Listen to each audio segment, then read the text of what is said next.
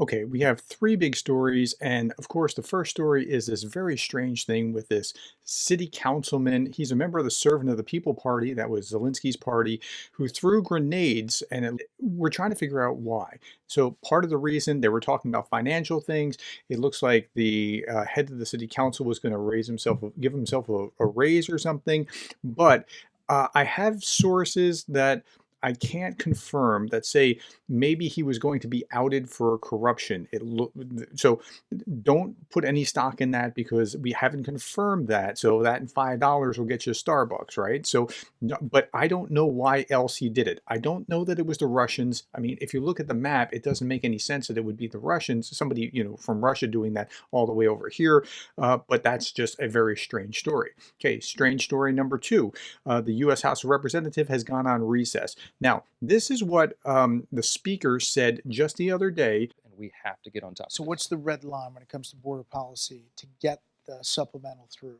Listen, the House's position is H.R. 2. It has very important provisions like asylum reform, parole reform, the end of the catch and release policies. Okay, so if they do HR 2, that's what they're saying that they want. Now, the House is on recess. The Senate stayed to work. If they have to work out provisions between the two houses, then they have a conference and they work together to smooth out the patches between it. But they could theoretically pass it before Christmas. I don't know that this is going to happen, but it's possible. I am pretty convinced that it's going to get fixed one way or another.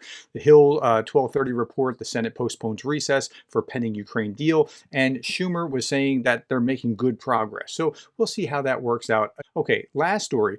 Putin exaggerates the number of Russian troops in Ukraine, intelligence says. So I saw this figure where he said that there were 617,000 soldiers in Ukraine. I thought, that's really odd. Why? That sounds kind of high. Well, they're around 450,000. Now, why does this matter? Well, if you take the 315 divided by 360, where you got the 87 figure, that's not exactly a fair way of looking at it. 87%, you can't really do it that way. So let's expand the math and look at it. So 315,000 plus 617,000 puts 932,000 Russians in Ukraine at some point or another, right?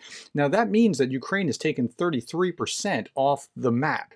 Now, if you look at it the other way, the more accurate way than Putin said, 315 plus 450,000, that leaves 765 total have invaded in one way or another Ukraine, and that would mean that Ukraine has taken 41% off the battlefield.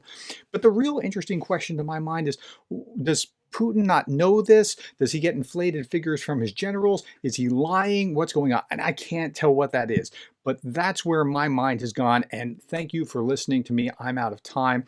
Thank you for the likes, the shares, and the subscribes. And thank you for being the kind of person that cares about Ukraine.